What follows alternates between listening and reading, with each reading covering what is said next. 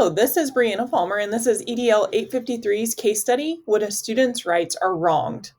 Let's get started with the case summary. It's in Dover Unified School District, which consists of Nottingham High School, which has 3,200 students located in Dover. 1/4 of the high school's buildings cannot accommodate individuals with disabilities. Dr. Harvey, the superintendent of Dover Unified School District, has developed a great working relationship with staff. The district provides excellent programs and services to 6 elementary schools, 2 middle schools, and 1 high school. It has a very supportive community, and the Nottingham High School football program is very successful and has a great following from the community. Some facts.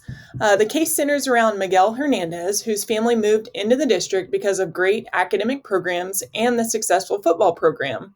Miguel was a very successful football player, being named the first starting sophomore quarterback in the history of Nottingham High School. Miguel exemplifies what a hardworking student athlete should be and is eager to win an upcoming football game to ensure the team's place in the state semifinals game. In the anticipated football game, Miguel is tackled and is left paralyzed from the waist down as a result of the spinal injury. Following his rehabilitation program and permission from his physician, Miguel returns to school as quickly as possible, but Miguel is now using a wheelchair. An initial meeting takes place with the school counselor, Ms. Guzman, and his parents, Mr. and Mrs. Hernandez, to discuss accommodations for Miguel, and other than accessibility for classrooms, no accommodations were needed or discussed during that meeting.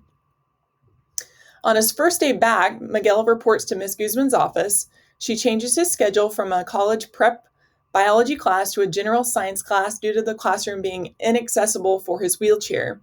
The following day, Mrs. Hernandez schedules a meeting with me, the principal, to discuss Miguel being denied access to the college prep biology class and is very upset. During the meeting, the family's attorney, Howard Carey, is present.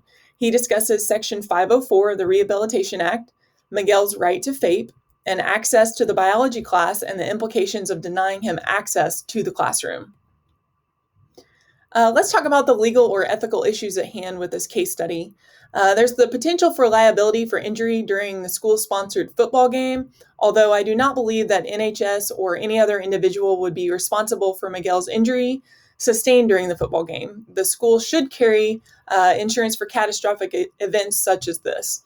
Damage to the relationship of the Hernandez family and the Dover Unified School District, and there's also damage to the school culture for NHS. There's an ethical issue of not allowing Miguel to have access to his classroom. The administration, including myself, the assistant principal, or the superintendent, were not in attendance at the meeting with the counselor and Miguel when his schedule was changed. This change, if needed, should have taken place with the parents present and discussed further at that time. Communication is not present with the counselor and myself about Miguel's schedule change at all. Some questions that were prompted. Does Miguel qualify for services under the IDA, or Individuals with Disabilities Act? Yes, he is. The Individuals with Disabilities Education Act is a law that makes available a free, appropriate public education to eligible children with disabilities throughout the nation and ensures special education and related services to those children. Specifically, the IDEA states to access and ensure the effectiveness of efforts to educate children with disabilities.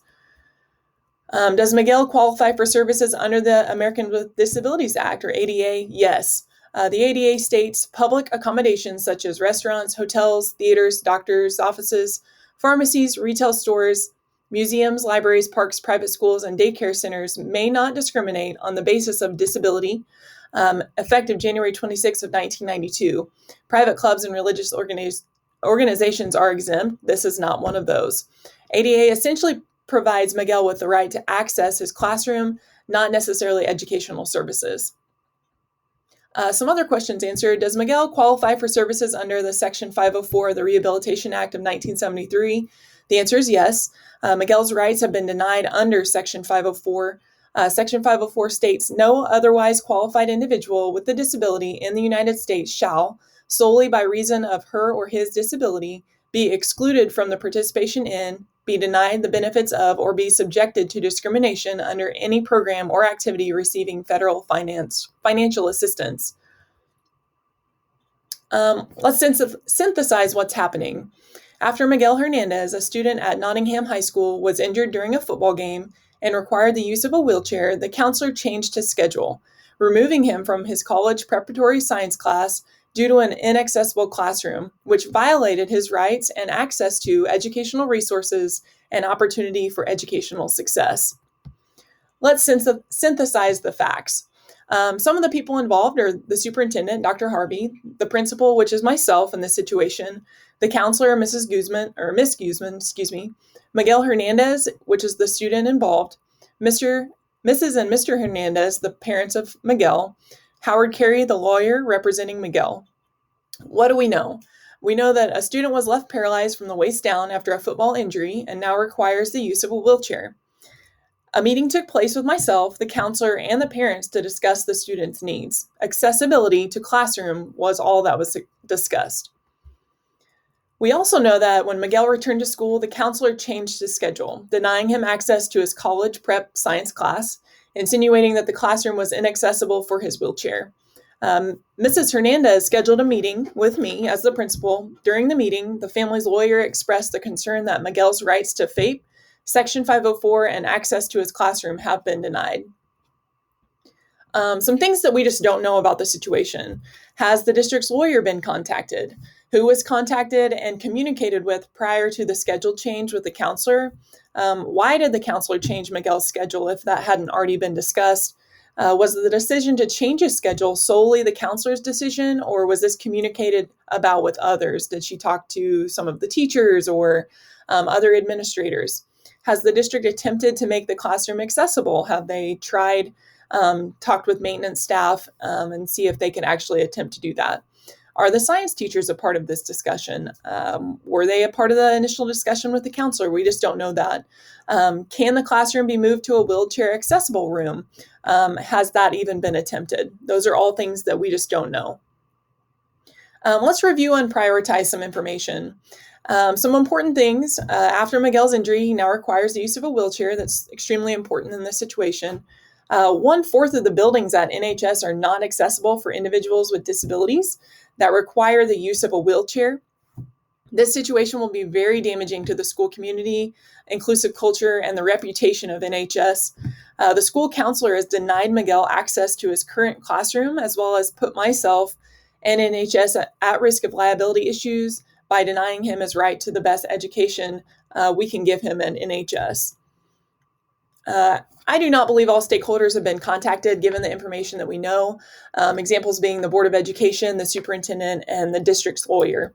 I believe that more information needs to be gathered before making a complete decision. Have attempts been made to make the classroom accessible for not only Miguel, but other students as well? What conversations have taken place before the counselor changed Miguel's schedule? Did I have any input on that? Did anyone else have any input on that, or was that actions taken on her own? Has our administration and our Board of Education met prior to Miguel's return to school to make all classrooms accessible to him? Did that meeting take place? Was it forgotten? That's something that we need to know. Some questions answered. Are Miguel's parents entitled to a hearing to determine what Miguel is entitled to receive in terms of service and support? Yes. Such initial evaluation shall consist of procedures to determine whether a child is a child with a disability within 60 days of receiving parental consent for the evaluation. So consent should have been asked for, or if the state establishes a time frame within which the evaluation must be conducted within such time frame, and to determine the educational needs of such child, and that's under the IDEA. Some options and consequences of those options. Option 1 would be to take no action at all. That means do nothing. No further meetings would take place. Miguel would stay in the alternative science classroom. The classroom would remain where it is and inaccessible to Miguel ultimately. Consequences of that option: a lawsuit would most likely take place for Miguel being denied his rights. The school would do insurmountable damage to its reputation and school community. No accountability for denying Miguel his rights, and we are not growing as a staff or a district by that option. Option 2, extreme measures. Return Miguel to his biology class. Move the classroom to a temporary room that is accessible to Miguel while making all classrooms accessible to all students and staff using renovations or new construction to do that. Fire the counselor. Mrs. Guzman would be fired. The consequences of those actions, no funding for new building to create an accessible classroom. Those steps would have to be taken. Miguel gets his rights to FAPE. It would open myself up to a lawsuit from the counselor. We just don't know if I had input on that decision or not. The district looks good, but I may damage staff relationships because of firing the counselor. It ensures that all students, present and future, have access to facilities. And option 3, process and communication. Immediately schedule a meeting with all important stakeholders to discuss a decision for Miguel, including myself, the principal, superintendent, maintenance staff, the counselor, and the IEP team. Give parents notice of a meeting, as well as schedule a meeting to implement a 504 plan, discuss how FAPE will be achieved, and schedule an evaluation as required by IDEA. A state educational agency or other state agency or local educational agency shall conduct a full and individual initial evaluation in accordance with this paragraph and subsection before the initial provision of a special education and related services to a child with a disability under this subchapter, and that's IDEA. Move the biology classroom to an alternative room until renovations can be conducted to make all facilities accessible for all students and staff. Take responsibility for not having a plan of action for when Miguel returned to school. During the initial meeting, the plan of action should have been clarified. Miguel's parents should have been informed of their rights, and a proper 504 plan, FAPE, and rights under ADA should have been communicated and evaluated. That's completely my fault as a building leader. Following proper laws and policies would have prevented the need for the Hernandez family to get a lawyer or feel as if their child's rights were taken away from them. The consequences, actually this is just options. Provide training to all staff in regards to schedule changes, IDEA, FAPE, and future circumstances of students so that the same situation does not happen in the future. Ensure that there are protocols for the counselor to follow in the future when making changes to schedules for students that need to be evaluated and or receive accessibility or special education services. Following the meeting with Miguel's parents and his attorney, I would have contacted the superintendent and the district's lawyer to seek further advice and guidance. The consequences of this action would be that it disrupts the learning environment of other classrooms if space is not available to accommodate a classroom move for a temporary circumstance. Our district is still liable for denying Miguel his rights, albeit his rights are being rectified through this option.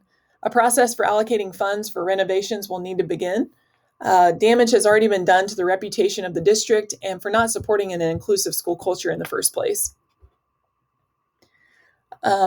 Evaluating my options. Option 1, nothing's done. All problems still exist for all involved.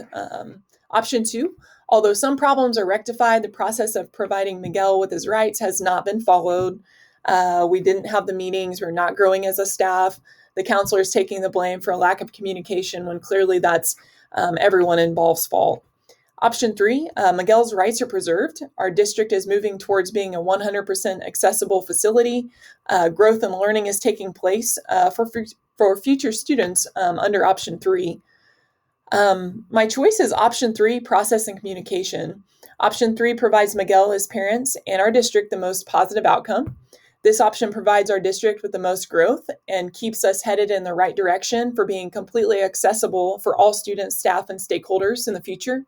I believe that because of this option, an agreement can be met with Miguel, his parents, and his attorney. Miguel is being provided his rights under IDEA, Section 504, and ADA through option 3.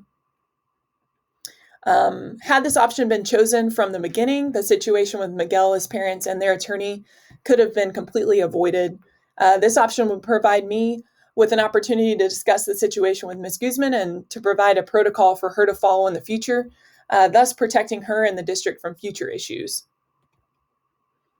I'm going to imagine implementing my decision.